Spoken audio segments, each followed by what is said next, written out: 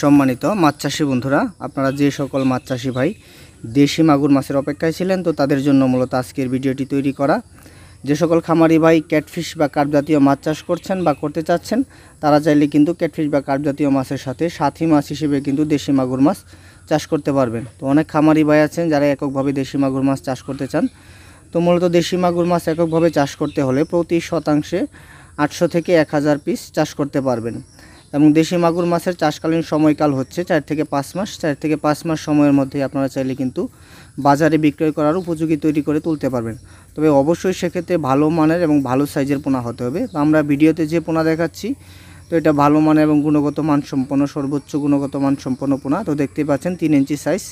তো আপনারা যে সকল খামারি ভাই আছেন যারা সরাসরি চাষে দিতে চান, কোনো প্রকার নার্সিং প্রক্রিয়া ছাড়া, তো তারা চাইলে কিন্তু এই সাইজের পোনা আমাদের কাছ থেকে সংগ্রহ করতে পারেন। আমরা সারা বাংলাদেশে পাইকারি এবং সুলভ মূল্যে এই দেশি মাগুর মাছের পোনা হোম ডেলিভারির মাধ্যমে বিক্রয় করছি। তো আমরা তো দেখতেই পাচ্ছেন আমাদের বিক্রয় প্রসেসিং প্রক্রিয়া, আমরা ড্রামের মাধ্যমে করে এই মাছগুলো সরাসরি হোম ডেলিভারির মাধ্যমে বিক্রয় করে থাকি।